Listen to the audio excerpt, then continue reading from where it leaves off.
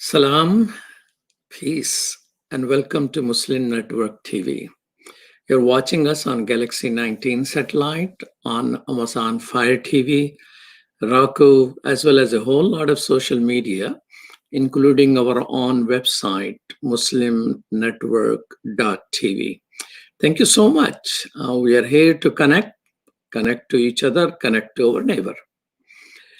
Today we will be talking about a topic which we don't know a whole lot. I mean, we think we know, but probably not a whole lot.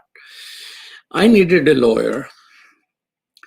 So I looked up, asked recommendation, soft appointment, and showed up. And Lloyd was stern as not much welcoming, but not threatening either. And he listened to me and said, "Oh, you're a very educated person. You don't need a lawyer. Here's a form. Go just fill it out and submit it. I think things will happen the way you want it. If there is a problem, then you need to contact me." And he gave me good advice, gave me a form, which I have no idea where it is, and didn't charge me anything. I was surprised.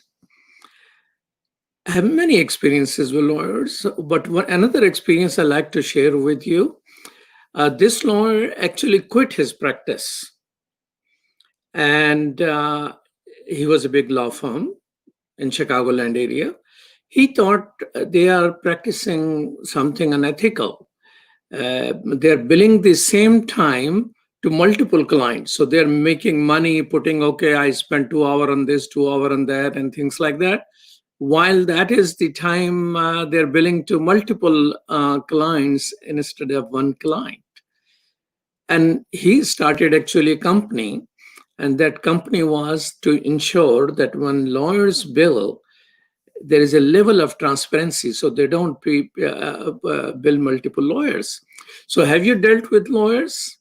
What is your experience with that? America somehow either does not have a bad experience or they're jealous of lawyers that they're making money. The Gallup poll always polls people, different professions. And the best profession which came out was the nurses. Only 2% people have low opinion. Otherwise, people have 84% people have very high opinion. And doctors and pharmacists and teachers and then police officers. But among the lowest opinion is of members of Congress. Only 8% appreciate them. Majority of them does not. And just little above are lawyers. Why lawyers have such a low opinion in the eyes of America? And this is not 1 year survey. This is a consistent 17-year survey in which nurses are always number one. Religious people are in the middle somewhere. There used to be at higher level, but it's going down. So watch out for that. So does a lawyer know what is in your best interests? Can we do a better job dealing with lawyers? Do we really need lawyers? To discuss all of this with us is no other than another lawyer. Her name is Zarina Nadir. Welcome, Zarina Nadir, to Muslim Network TV. Assalamu alaikum. Wa alaikum salam, Imam Mujahid. Thank you for having me. Zarina Nadir is a licensed attorney in Phoenix, Arizona, a criminal justice professor, and a community activist. Currently, her practice focuses on access to justice. She presents nationwide on navigating Islamic marital and inheritance law within the American legal system. Her book, Legacy Savvy, is due out in the end of this year. So people aren't writing books. Where is my book? I should write one. How are you, Zarina? Alhamdulillah, I'm doing wonderful. Thank you for the opportunity to be here. All right.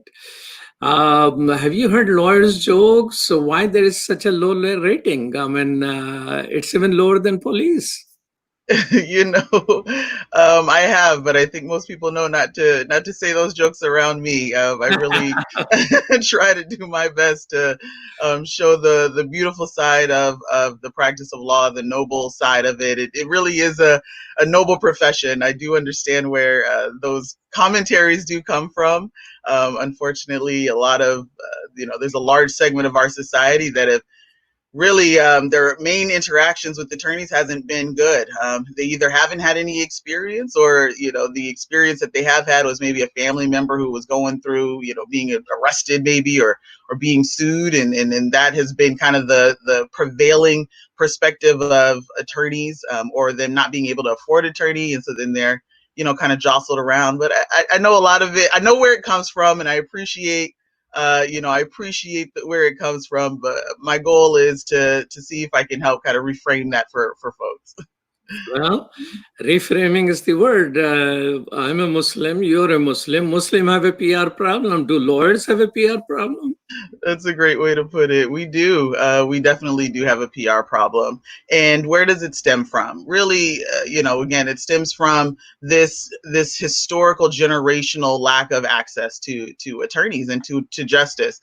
And so, there's a segment of our society that has long realized the benefit of having constant attorney access. Their budget allows for it, and so they've been able to utilize attorneys not just for bad things. I think that's one of the biggest myths that we have about utilizing attorneys, that it's just for bad things. And so really we've waited to address our issues until they become what I like to say at the pneumonia level, rather than catching them at the cough level. If we were able to do that more like the super wealthy of our society, then our perspective of the attorneys and how they're able to help us and really keep us out of trouble rather than getting us out of trouble, it really changes the game. When you're in a circumstance where now it's dire, the only option is going to court and maybe duking it out, or being arrested, well, I argue that there are several steps that were likely missed before that. And if they were able to be handled with the intervention and the advice and the guidance of attorneys, they would have been a lot better off. There's another word for attorney and lawyer, it's counselor. We are actually a counselor also, and we prefer, a lot of us, to be in that role. Sure, there are some who are litigators, and that's where they thrive. They thrive when it's time to go into the courtroom. But you speak with almost any attorney, and they'll tell you our goal is to keep you out of the courtroom, not to just get you out of the courtroom. By the time you're in the courtroom,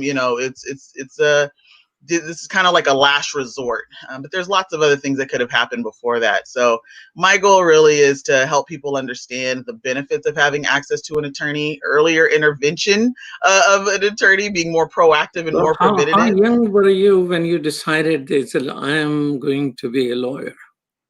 So interestingly, it was shortly after September 11th. I'm in that generation where I was in undergrad in Arizona State University, and I was majoring in Spanish. And my question was at that point, okay, what do I do from here?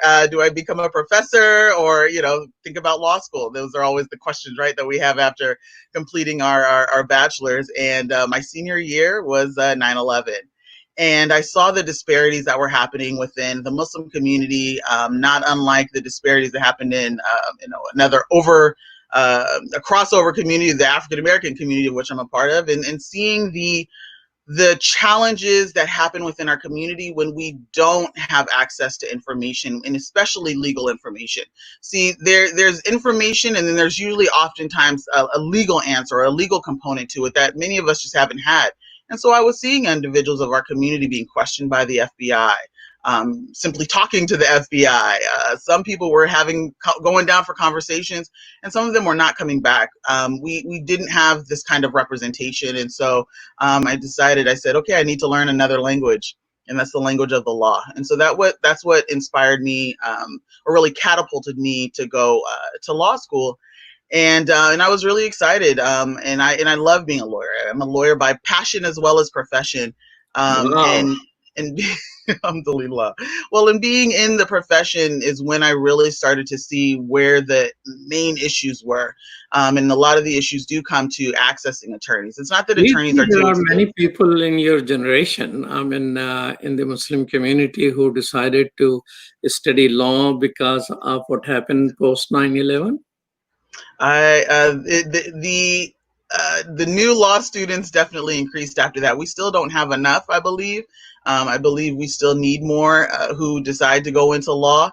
It definitely isn't an easy profession, but I do want to encourage that more of us go into the field, not necessarily to just take people to court, but to be able to have this kind of access to knowledge, to get this knowledge back into our communities. And, it's not that we would make everybody a lawyer by having a presentation or a conversation, but there are certain aspects about the law that we all within the society need to understand. Our U.S. society is a society that is based on laws, and every issue oftentimes has a legal issue to it as well. So we might be thinking, oh, okay, somebody's decided to get married, for example, like, yay, alhamdulillah, it's just a big, we're having have a wedding, and they're just going to live together and everything's going to work out well. Well, there are so many laws that trigger when somebody decides that they even want to get married. There's things that they could put in place to protect the union, protect the family, protect certain assets, children. There are conversations and obligations that occur as soon as you decide to sign that dotted line. That's a contract. And I always say, when signing contracts, and this goes for everything, in addition to marriage, buying a car, renting a house, buying a house, never sign a contract you don't know how to get out of. These are very important kinds of literacy, legal literacy, and we need to just be a lot more savvy about dealing with these kinds of matters. So, many of us just are very clueless about this. Many of us didn't have attorneys in the family. Many of us didn't have access to Well, attorneys. that defines me definitely. My mom, by the way, always thought, it seems like you're going to become a lawyer. She thought that I'm always coming up with an argument or something. Okay, so how do I decide if I need a lawyer or not? That's a great question. And I'll argue that that's a question you want to ask a lawyer.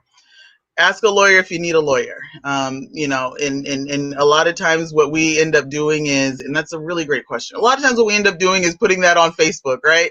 Hey, friend, this happened to me. What do you think? And to have a non-lawyer tell you if you need to have a lawyer or not, then, that's even actually kind of unauthorized practice of law. It's really important to talk to an attorney. And there's a couple of things that we need to understand about that. So attorneys are similar to doctors in that we have different areas of practice. So it's really important to talk to an attorney who is practicing in that particular area of the law that you need. So just like you wouldn't go to a cardiologist for a foot problem, you wouldn't go to a family law attorney for a criminal issue. And usually attorneys have a couple of different areas that they practice. Some focus just on one area, but usually not everything. Not only that, attorneys are licensed in particular states. Every state has a license where we studied, we took an exam. It's known as the bar exam. We passed it, and then we had to also pass character and fitness. And so then we got a license. And so that is really state specific.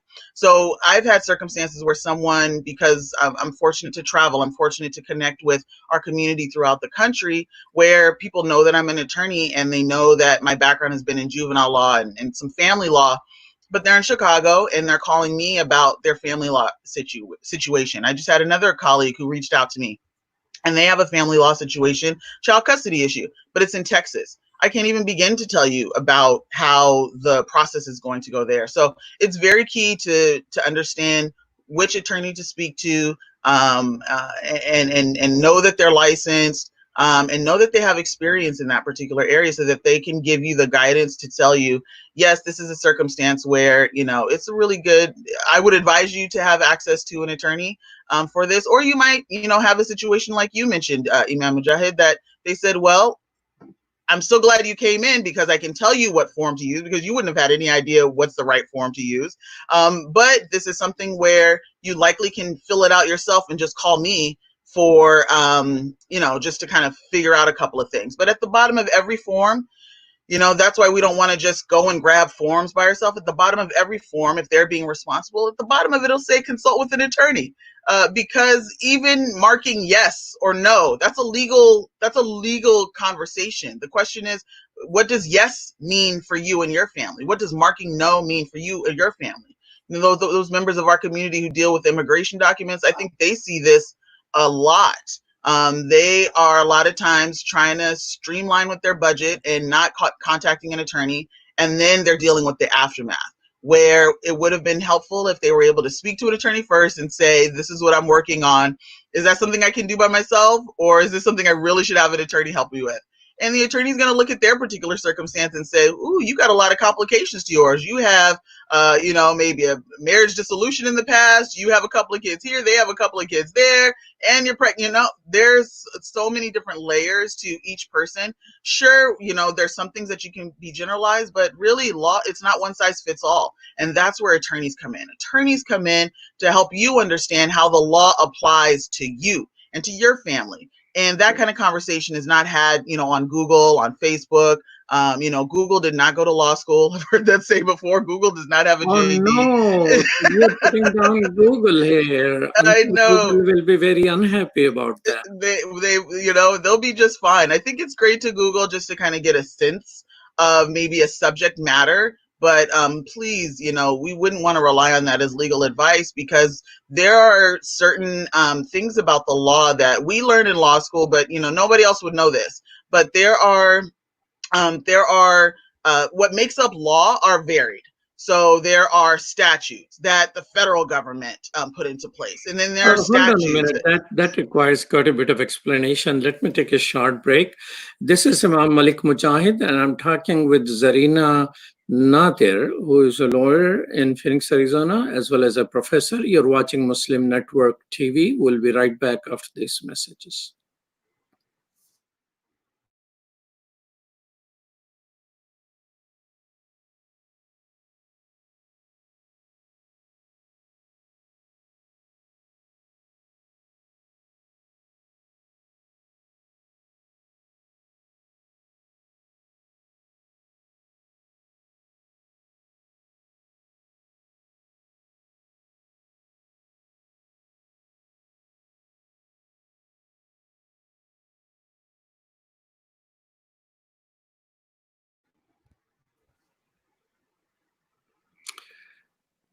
Welcome back to Muslim Network TV. This is Imam Malik Mujahid. I'm talking with Zarina Nadir, who is a professor as well as a lawyer and an activist who likes people to be smart about using a lawyer.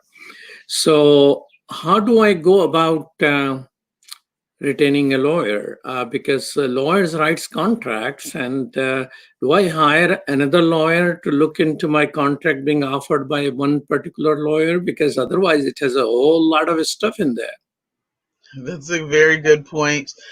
So there are multiple ways to access attorneys these days. Fortunately, we have a few different options. There's the traditional model where you connect with an individual attorney, or perhaps they're in a law firm, and you sit down and have a consultation. Keep in mind, most consultations are typically, there's going to be a charge for them. Sometimes there aren't, but a lot of times there are.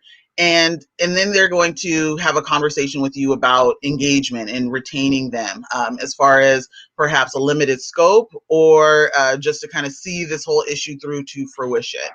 And so that's kind of a traditional model. They will give you an engagement contract, and that's going to spell out how what the fees are, what you're responsible for as a client. And keep in mind, clients have responsibilities too, not just the attorney. For the attorney to be able to represent you to the fullest, they are going to need that client to be forthright, to be honest, to share, to promptly respond as well, so that they can have a proper representation of you, and to give you the best representation. Know that your conversations. No, but who is going to look at my contract, which is being offered by the attorney I want to retain? Because it looks like you go to physician's office, and there is something called second opinion, But you go to physician office, most of the time you just go along whatever because he's the expert and they have very high approval rating. You're getting a lawyer and lawyer is giving you a contract. I just have to trust that it's a contract which is in my favor, or do I need to have some knowledge base to be able to read into contract what is good for me, what is not good for me? Are all contract by lawyers are standard or they're different? Great question. They can vary, and I would, as a rule, never assume that any contract is just standard. So what I would suggest is to read it. And when I say standard, it might be standard for them, their standard practice, but it may be different from another contract that you've seen. So what I always suggest is read. In the cases of a contract from an attorney, as far as engagement, you likely are not going to hire another attorney to review the contract of the attorneys. But what you simply can do is review it, read it, make notes on what your questions are, and talk to the attorney about that. This might be a circumstance where if you have a friend who's an attorney, ask them, does this sound normal? Does this sound, kind of a typical arrangement? And again, if they are practicing in that particular area, then they would have a better sense of it. But I would say read it word for word. And what you don't understand, ask the attorney about it. Certainly the attorney is not able to give you advice on whether you should sign that engagement contract or not with them. That's just kind of a formality of it, but they should be happy to answer any questions that you have that you don't understand. I 100% agree that you read it. Reading a contract, in that contract with the attorney, but this really goes for any contract. Reviewing a contract is very key because a lot of times we may think, well, they're in my best interest, or it's going to be fine, or we just kind of have these kinds of notions, or I trust them. They look honest, right? These are some of the ways that we've typically kind of dealt with contracts. Or, hey, I just really want it, so whatever, I'll deal with how to get out of it later. Reading the contract, it helps both parties. I've been in circumstances where I wish somebody just read the contract, because then we would have the expectations aligned. We would all understand what the expectations are. So it is key to always read a contract. We were also talking about, different ways to access attorneys. That's not the only way to access an attorney. Like I said, that's the traditional model. I'm fortunate to work with an organization that gives you the ability to speak to an attorney on any legal matter without worrying about the high hourly costs for 90% of legal matters that you deal with. And that operates from more of, instead of putting down a big hefty retainer, but paying monthly. And then you have access to the law firm within your state or in your province. We're in Canada as well. And you're able to call into that law firm and get guidance, get advice. You'll actually not have to worry about what's the kind of lawyer I need. You simply just call in and they'll hear your issue and connect you to the appropriate attorney in the appropriate department within the firm. And you can talk to them as long as you need. Zarina, that, in a week, in this age of internet, you go to this website, you're looking for that service, you're buying this particular thing. Everybody is sending you to accept and agree to a contract, which is like reading, lengthy reading in the legalese, and you have no idea.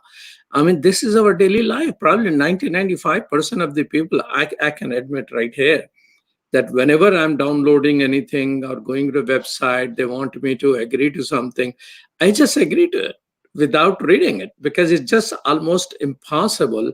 I tried reading it sometime, but it is difficult even to understand what ramification of one or the other thing is. So how people in this time and age, in which bigger companies want to protect themselves by you signing a contract. So we're not talking a lawyer here. We're talking teams of lawyers who have developed a contract for a company, and almost all of us end up agreeing to this or that on internet for different services or the website or the product which we're looking for. How do we deal with this phenomenon? Are there organizations who say, okay, if you get a contract from ABC company, we have checked it out, these are okay by and large, or watch out for this, don't agree with these type of contract? I mean, there are issues of privacy, selling of data. I mean, this is a whole world which the world is not aware of. and this is an perhaps unpopular perspective that I'm going to share, but I do hope, and I share it because I hope that this will become the norm. I believe that we all need to be lawyered up. This is the world that we live in. You laid it out perfectly, Imam Mujahid, that there are contracts that we're signing every day. We are clicking, we are agreeing, and these are contracts, and we are responsible for them, whether we choose to read them or not. You know, there's a something that we learn in law school, and you know, it's ignorance is not a defense. It's not a defense to just say, oh, I just didn't know. Well, that's why the contract was there. That's why they do need to be reviewed. And so, you know, I am an advocate for that. That's the work that I've dedicated myself to for the last 8 years, is to ensuring that our families, our business owners, our entrepreneurs, our students, our women, they have access to attorneys. They are, and not just one attorney, because as you mentioned, you know, there's privacy issues, and there's family issues, and then there's maybe traffic issues, then maybe there's a business issue. And so we really need to have more wraparound access to attorney services, and the advice of attorneys, you know, where you can simply copy and paste that terms of agreement and forward it to your attorney to see if that's something you want to do. There was a circumstance, I had a colleague who was writing a book. She was self-publishing, and you know, a lot of us might think, yay, that's great. Again, these are, you know, fantastic circumstances, like I shared earlier about, you know, getting married, but you're writing a book. There are so many legalities that deal with that. And fortunately, she was astute enough to, before she clicked the, you know, I'm not sure which company she used, but it was a very popular one that we probably all know. And she said, hold on one second, let me go ahead and pull that contract before I just click and agree, and let me send that to my law firm so that the intellectual property attorney, the contract attorney, can take a look at that and advise me if I'm basically selling my book to them, if I'm turning over my words, turning over my entire thought process, and they own it, or maybe I own still a piece of it, or now we're co-owners in it. There are so many different questions that really occur in all different areas. And so we really need to The be in a thing is, state where we have regular ongoing access to attorneys, I mean, especially in this country. I understand that major contract which you are entering, like a book, like you're buying a house or mental Even small relationship. contracts, even Uh, the small but contracts, I but would say. but the daily practice, how in the world billion plus people who are using internet, and internet keep throwing anything you download, anything which you use, they want you to agree to a contract with the guy. How do we go around reading all of that? How do we hire people? I mean, billions of people. I mean, very few people can afford. I mean, right now in New York, 25% of New Yorkers are looking around for food. How they can have a lawyer while they're going to the website on internet and they're asking them to agree to a contract which they don't even understand. They can read English there, but they may not understand the legalese.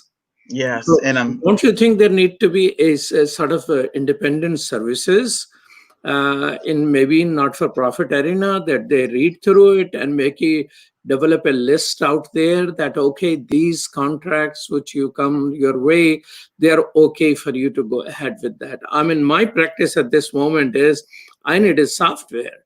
And sometime I have a software already have there, but they have updated their contract, and I use that software every day. I just say, I agree. yeah, there's a simple system out there. There is a system where you have the access to attorneys. So this is one of the other ways that you can access attorneys. And it's been around for over 50 years, where you can pay a low monthly fee and you now have access to their law firm. That means that the attorneys are being paid well, so that they're there, they're ready to serve you, and they're not focused on billing you.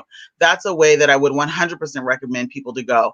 I would not recommend having a list, because the laws change all the time. And if we're in a circumstance where we're thinking, oh, okay, this was on the list last year, well, that could have changed. It could have changed drastically. And that's why it is key. You know, we can't get away from having access to attorneys.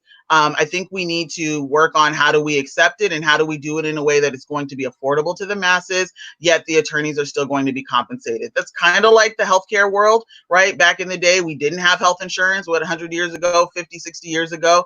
And people really, if they don't have that kind of system in place, then they're oftentimes waiting for their health issues to get so traumatic that now they're forced. They have no other option than to speak with a doctor. And unfortunately, that's the world that, for the most part, we are in today, that, we wait for our legal issues to become so traumatic that, now it's just expensive. But there is another way. And this way I would suggest is looking at these organizations that have the monthly kind of membership option, where we keep things low, similar again to like the health insurance model. Keep the costs low, and they're even a lot lower than insurance. We're talking 25, $50 a month for an entire family, and they have access to a top law firm in their state for these kinds of things, because you can't get around it. I've seen colleagues, I've seen friends who try to do it themselves, and they're Googling, and they find a law that's in Canada, but they live in Texas. That's where attorneys come in. That's exactly where we're coming. You don't want to cut corners on accountants. You don't want to cut corners on attorneys. And that's even for families. A lot of us may think, okay, well, I'm not a big business, so I shouldn't have to, my issues aren't as important. We have the same laws that are applying to us. They just may be on a smaller scale. And a $30,000 snafu to us, sure, it's not a big deal to a big organization, a big company, but it's going to be a big deal to us. Even a $200 snafu on us, right? The rest of us, that's a big issue. So we matter just as much as the super wealthy do. And so I really encourage individuals to, explore some of these other options. There are pro bono options out there. But the truth of the matter is pro bono programs are just not well funded as they should be in order for people to get to the help that they really need. If we're always waiting for a program to be funded well, then your family is going to suffer. So I say pay a little bit on the front end, just kind of like the health insurance model. That's the work that I get to do and that I have done for the last 8 months. People pay a little bit on the front end, and then they have this kind of access. And then having early intervention is going to help you in the long run. There's a statistic out there that says that you're almost 3 times more likely to end up in court than you are to even end up in the hospital. That's the world that we live in. And so we really need to wake up. We need to wake up and see, how do we become more legally savvy for ourselves and for our family? And if we're not just concerned about ourselves, we need to be concerned about our kids, because the decisions that we as parents make, I'm not a parent, but I'm an auntie, right? The decisions that we make trickle down to our kids and their kids, and then to our communities. As I mentioned, I was inspired to go to law school because of 9/11. And what I saw was that there were parents who were opening the doors to the FBI. They were letting them into their home. You're getting to FBI and police. Let me call them first. As we take a short break, we'll talk about it. Okay. You're watching Muslim Network TV. This is Imam Malik Mujahid, and I'm talking with Professor Zarina Nadir about the best practices a human being should have in the country which is built on laws. We'll be right back after these messages.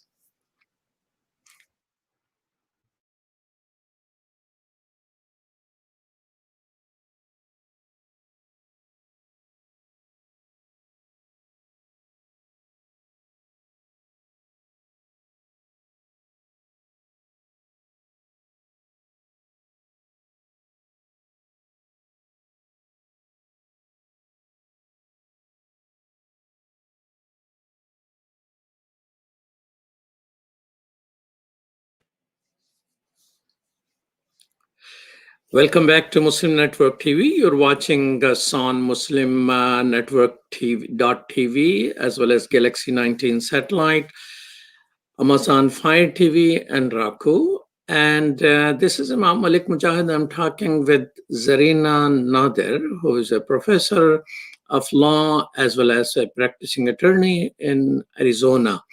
What are the major mistakes most people make when it comes to dealing with lawyers? So one of the major mistakes is talking to getting to attorneys way too late. The issues that a lot of times we deal with, and I know we're checking our wallets before we're checking our rights, but what ends up happening is that the longer we wait to deal with a legal issue, the fewer options we have to address it. Very similar to healthcare. If we found out that we had cancer before it turned stage 4, then maybe we could have been saved, right? Same kind of situation with legal matters. It's the exact same thing. So getting to an attorney way too late. Secondly, connecting with the wrong attorney. You know, a lot of times because we haven't had a lot of experience with accessing attorneys, many of us just kind of do what people have said to do, and they, you know, maybe, you know, corner a friend who they know went to law school, and they, you know, ask them to represent them, and that friend may even say, listen, that's not even my area of the law, and then that friend is still saying, I know I've been put in this circumstance, please just help me, I know you, I like you, you know, just help me. And I'm saying, you know, your issue is really outside of my wheelhouse. And so not understanding that we have different kinds of attorneys to handle different kinds of things, and then obviously dealing with an experienced, licensed attorney as well. One of the other mistakes that we do when dealing with attorneys is we don't tell them everything. We don't utilize them as counselors. A lot of times we go in and we think we want to tell them what to do, but the attorney, the role of the attorney is to advise you, to understand what the law is, and to advise you on what your best interest is for dealing with your particular situation. And so it's important to understand that while you, of course, are the driver, you know, the attorney's not going to do anything that you don't want them to do, but you do need to rely on and listen to them and their experience, their expertise. When we, you know, when I'm in circumstances with someone and I'm telling them, you know, and never trust if an attorney, no good attorney is ever going to tell you this is exactly how it's going to happen, because there's so many factors that we just don't control. But a good attorney who has experience is going to be able to tell you, well, here is what you could possibly expect. And so that's the kind of conversation that you definitely want to have with an attorney. But the biggest thing is we get to attorneys way too late. Attorneys would love to rather keep you out of trouble than get you out of trouble. It's a lot better for you in the long run. It's going to be a lot less stressful. It's going to be a lot less expensive. There was a circumstance where, you know, this was something that we had a client, and she had a big debt. She was called on by a company for a really big debt. And she ended up saying, well, let me just go ahead and put a little bit down on that, and then I'm going to call the attorney and ask them about it. Well, the attorney said, how old was that debt? And they came to find out that there were statute of limitations. There's always a statute of limitations. And she was beyond that. So that company actually didn't have any right to bill her still and to still have that debt on her. But since she put a little bit down on it, it re-triggered it and opened it back up again. And now she was responsible for that entire six-figure debt.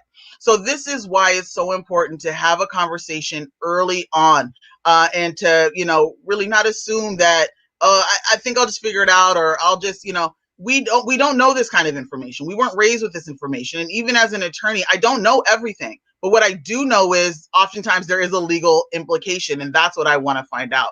So I'm not any special or extra just because because I'm a lawyer, or, you know, this didn't come from my home training. This came from my legal training, from being educated. Those of us who are doctors in our community, they know certain information that others don't know simply because they've gone through the training, gone through the education. We as a community need to understand that the law is no different. It's very difficult to understand. Even, you know, sometimes we say, well, somebody's new to this country, they're going to have a hard time. Hey, people who've been here their whole lives don't understand the laws here. And laws are state specific. They're city specific, right? A traffic ticket in Scottsdale, Arizona is different from getting a traffic ticket in Tucson, Arizona. And that's all in the same state. And so these are some of the things that we need to kind of change our mindset and really start to understand, not to know the law. This is not a suggestion that everybody needs to go now and quit what they're doing and go study every single law out there. That's impossible. But to understand that there are certain implications, there are usually legal implications to everything we do. We had a circumstance where even in the nonprofit world, some of us are like, I'm just doing good. I'm just a do-gooder. I just want to, take the kids to go swimming, right? Or I just want to open up a house for people who don't have a home, and I want them to be able to, come there. Well, we had a circumstance where there was someone who opened up a house for people who didn't have a home, and one of the tenants sued the person who was just opening up the home.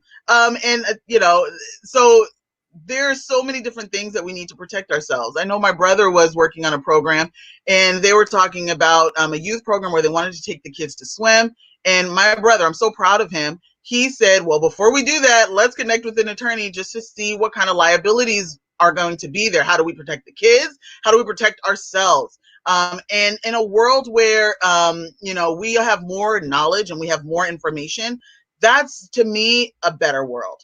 This world now is, there's such a disparity in who has information and who doesn't, that those who are maybe prone to overstep, they're overstepping, because those who are prone to just always step back are just taking it. We're targets out here when we don't have So a level of you information. like to see more informed consumer also, not just lawyers, but you want people who are who need to retain lawyers, or general population to be more informed about laws and its challenges and how to deal with that.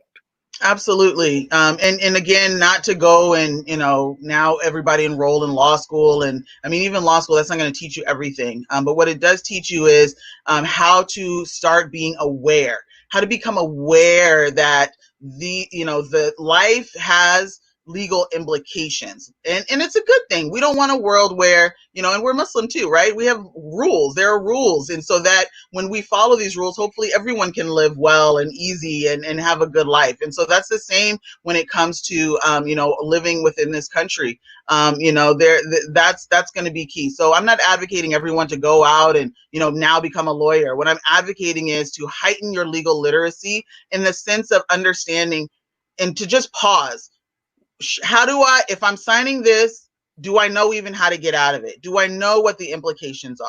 How do, pause. I'm getting married. What kind of responsibilities do I now have?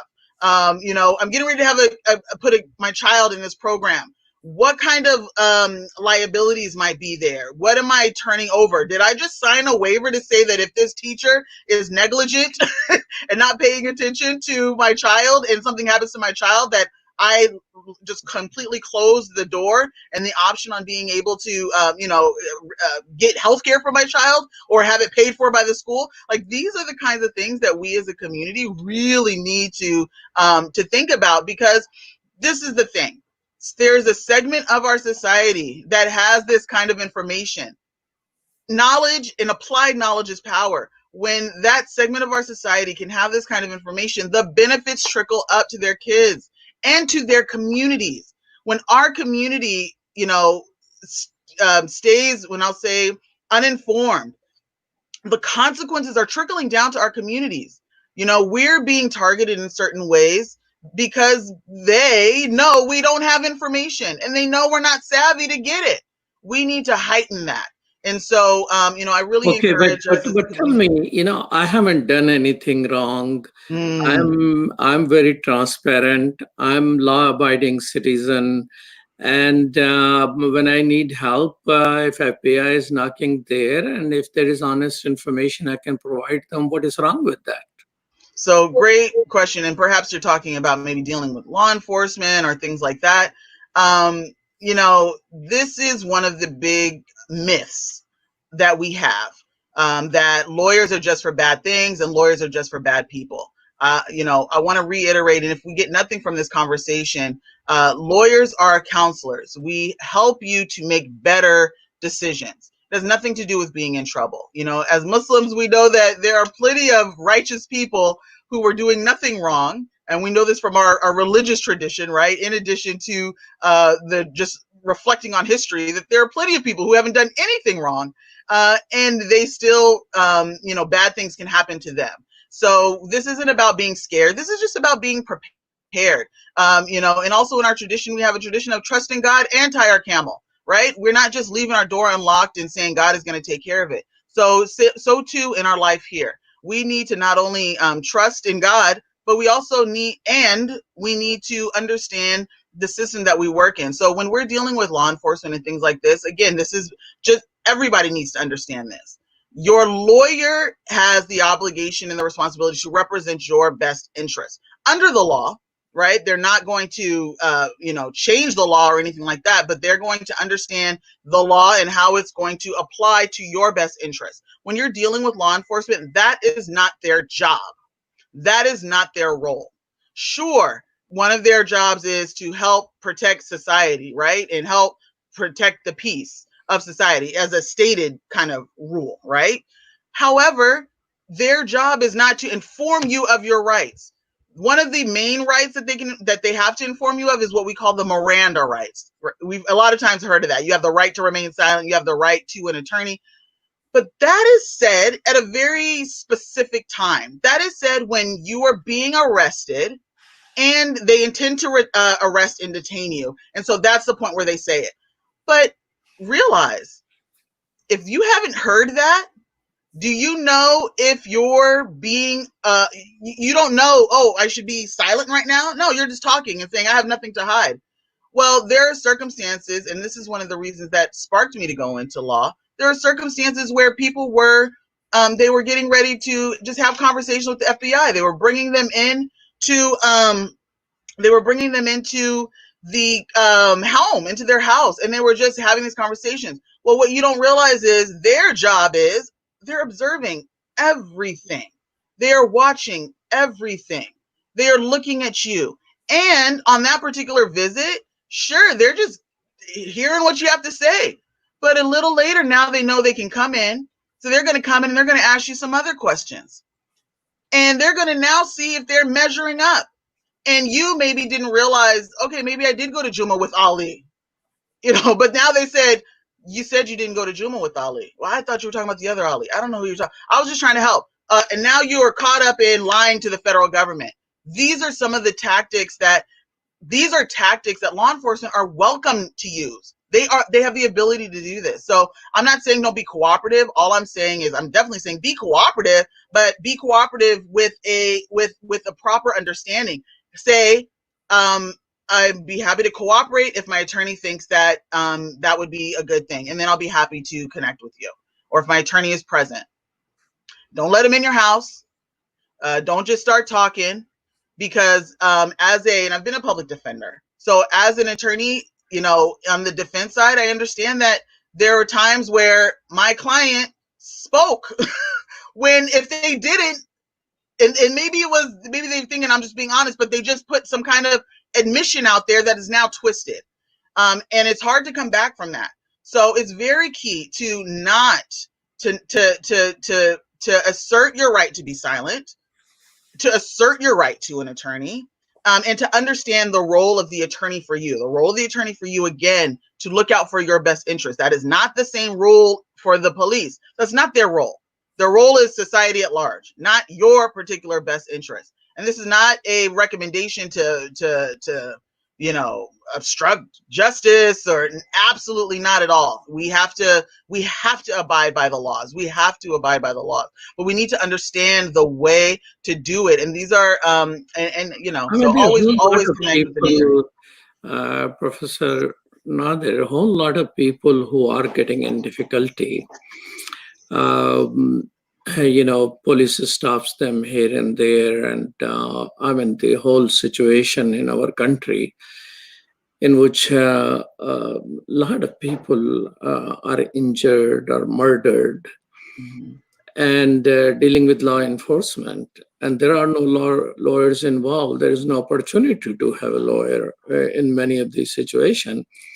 If you're stopped and you're not answering them right and things like that. So of course they cannot call lawyer and say, well, wait a minute, let me connect with my lawyer on the telephone. That's not going to happen. So it is possible. That is possible.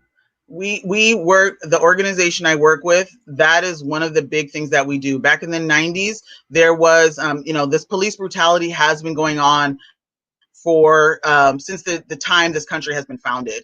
Not necessarily police, but the predecessor to police. And so this kind of thing has been happening. And in the 90s, there was a circumstance where a Haitian immigrant was brutalized by the New York Police Department. And the founder of our organization learned about this and implemented 24/7 emergency access to an attorney by phone. It's nationwide. So that is something that is possible. And I definitely recommend that people speak to an attorney, request to speak to an attorney. Of course, survive the stop. That's the most important thing. But make that assertion. There have been circumstances where that has saved lives. I've seen a circumstance where there was a young woman, a Latina woman, who was driving home. She was driving late at night. Turns out she was undocumented, but she was in the process of becoming documented. She was married to a citizen, and they were working on it, right? But a lot of us know that's a long process. The immigration process is a long process. So she ended up being pulled over by the police late at night, and she was completely honest. And they said, license, registration. She said, "I don't have it. I'm undocumented." And she was sensing, the tone of the officer, and she said, "Well, can I speak to my attorney? To my husband?" And he said, "No, you can't. This is because we don't have a right to speak to our spouse. We don't have the right to speak to our pastor, our imam, our mom," right? At that time. She then said, "Can I speak with my attorney?" And she already had the phone number for the attorney, for our 24 access attorney who has their phone on them. And they couldn't say no. This was a game changer. She said the tone, the way that the officer treated me completely changed. It was like he was looking at me like I was some famous person. And she was able to call her attorney at that time. And she was able to go home that night. And she called me the next morning and said, "Zarina, I was able to go home to my kids thanks to you, thanks to this program." So this is a game changer. This isn't the only one. I have another friend, her sons, 2 young African-American boys, living in an affluent area. Their mom makes very good money. They live in a very affluent area. And they were on a 4th of July several years ago playing around with fireworks like everyone is doing, right? And somebody called the police. Well, the police were called out, and it was her 2 African-American twin boys and the other kids in the neighborhood, not of color. And when the police showed up, they had guns drawn on these 17-year-old kids. Her kids, though, were able to say, "May I call my attorney?" They were the only kids who were able to do that because their mom had them already equipped with this. And so they were able to call. Her kids were the only kids who got to go home that night. The other kids had to go in and be arrested.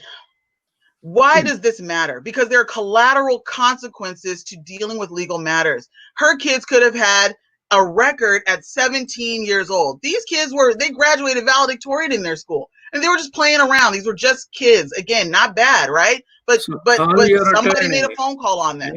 So this is key, right? It's key that they were able to, the mom was able to protect them from having a record, even if they weren't convicted. I served as director of admissions at Arizona State University. So our applications say on them, "Have you ever been arrested?" These kids would have had to say that, make an explanation, right? That goes with you your entire life. So this is why our own job application has that question also. Exactly. Well, thank you so much, Zarina Nadir. You have been very helpful and thoughtful contributions. Thank you so much for being with us. This is Imam Malik Mujahid. You're watching Muslim Network TV on Galaxy 19 satellite, Amazon Fire TV, and Roku, as well as social media. And we are always there. I mean, this is where Muslims connect with their neighbors, and tell your neighbors where you are. Pretty soon we'll be on Apple TV as well. And this is Imam Malik Mujahid, thanking you for watching us, and thanking our producers, Sumaya Heather, Zahra Nadeem, as well as Connor Mays. Peace. Salam.